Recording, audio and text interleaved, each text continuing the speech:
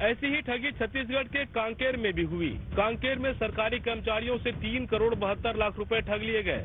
उनमें लोगों से दस्तावेज सिर्फ व्हाट्सएप से मंगाए गए। उन्हें किसी बैंक में जाने की जरूरत भी नहीं पड़ी। सर, मैं मनोज सिन्हा हूँ, ये पेशे से शिक्षक हूँ, विकासखंड चारवा में।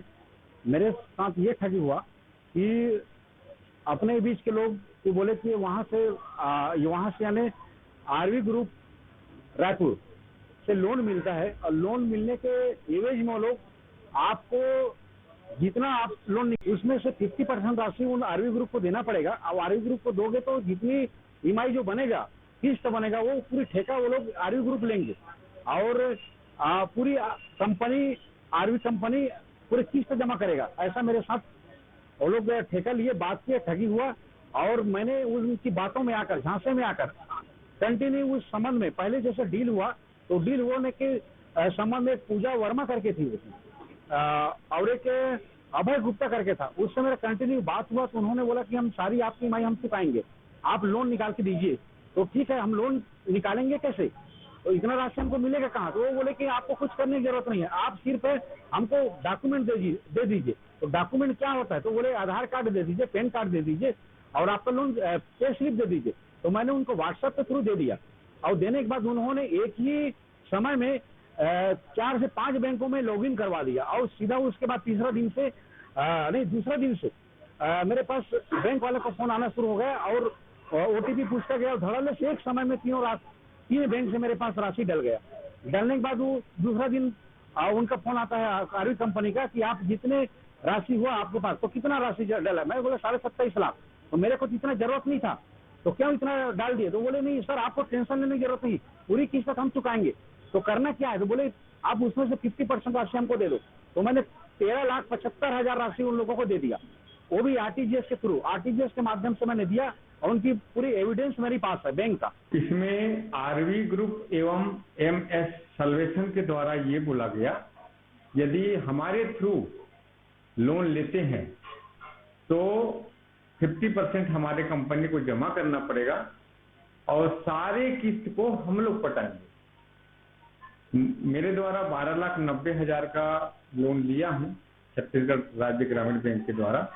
उसमें से 50% 6,45,000 होता है, तो 6,45,000 मैंने एमएस सल्वेशन आरवी ग्रुप को कंपनी में जमा किया और जमा करने के बाद उन्होंने 4 बार ईएमआई को जमा किया था मेरे खाते में 25,560 रुपए।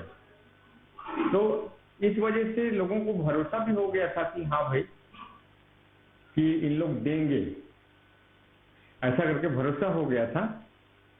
और 4 महीना ईएमआई पे करने के बाद टोटल रूप से बंद कर दिया गया और हमको निरंतर ये ठगा गया कि आज जमा करेंगे, कल जमा करेंगे, हमारी कंपनी में कुछ प्रॉब्लम आ गया है, सर्वर का दिक्कत है या ऑडिट चल रहा है, ऐसा हमको ठगते गए।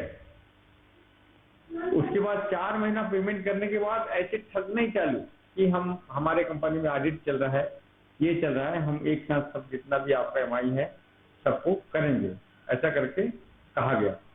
आप 50% जमा करेंगे मतलब 12,90,000 का पूरा ब्याज और मूलधन के सहित हम लोग जमा करेंगे 72 किस्त में, ऐसा करके बोला गया था।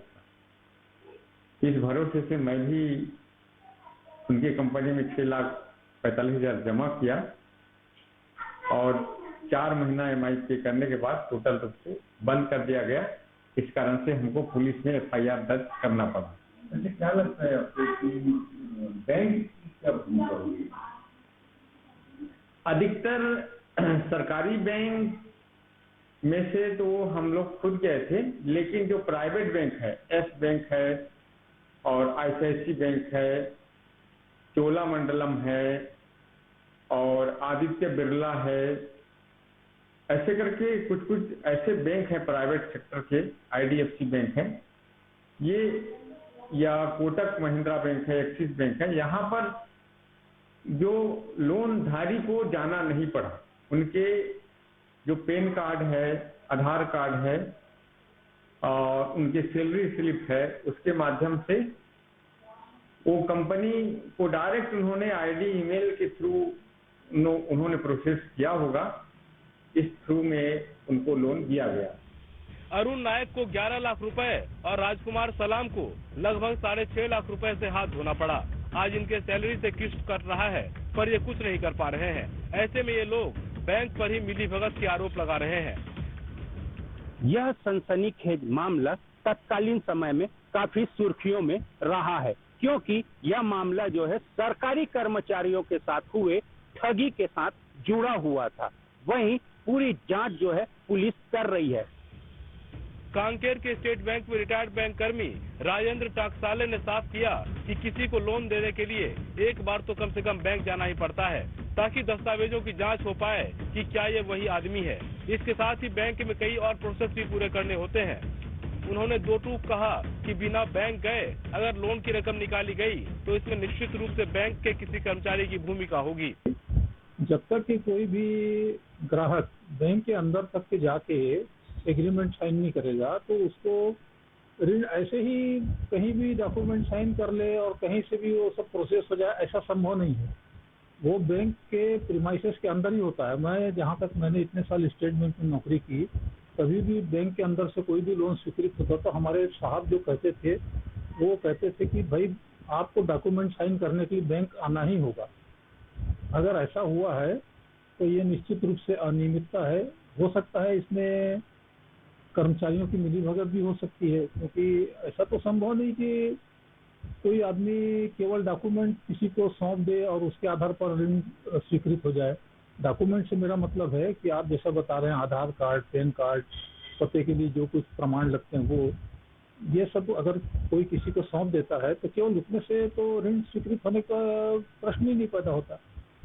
उसके एक प्रॉपर प्रोसेस रहती है। बैंक में जाके वो डॉक्यूमेंट साइन करता है और सब वहीं उसको पूरी शर्तें बताई जाती है।